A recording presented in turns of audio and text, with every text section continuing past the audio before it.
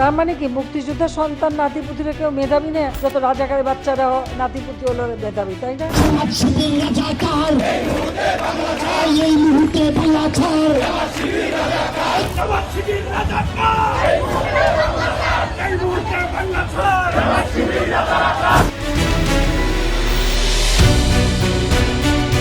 বিজয় দিবসকে কেন্দ্র করে ইসলামের বিধান ও মুসলমানদের প্রতীক দাড়ি টুপিকে রাজাকারের প্রতীক বানিয়ে ফ্যাসিস্ট হাসিনার রাজাকার বয়ানকে নতুন করে সামনে আনছে একটি গোষ্ঠী। এভাবে জাতিকে বিভাজনের দিকে ঠেলে দেওয়ার অপচেষ্টা শুরু হয়েছে বলে তীব্র ক্ষোভ প্রকাশ করেছে হেফাজতে ইসলাম বাংলাদেশ।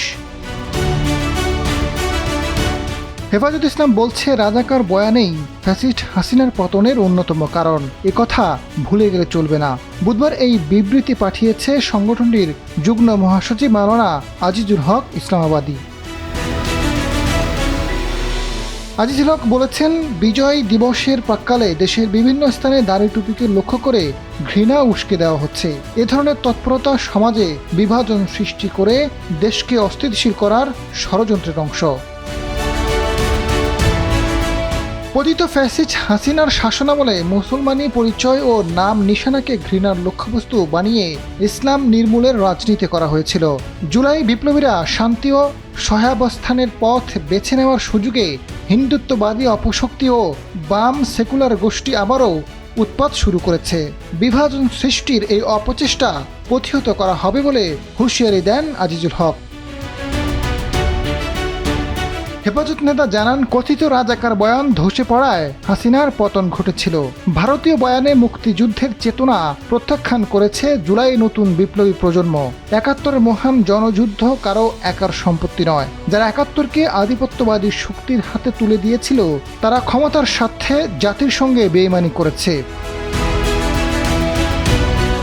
৪৭-এর উত্তরসূরি ৭১ আর ৭১-এর উত্তরসূরি ২৪।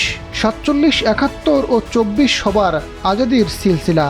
কোনো অধ্যায়ে অস্বীকার করার সুযোগ নেই। এখন প্রয়োজন নির্মোহ ও সত্য ইতিহাস চর্চা ও বহুদিনের ভারতীয় হিন্দুত্ববাদী প্রপাগান্ডার মোকাবেলা। এ লক্ষ্যে ৭১-এর জনযুদ্ধ ও বিজয় নিয়ে প্রকৃত ইতিহাস নতুন প্রজন্মের সামনে তুলে ধরতে বিদগ্ধ ইতিহাসবিদদের এগিয়ে আসার আহ্বান জানান আজিজুল হক।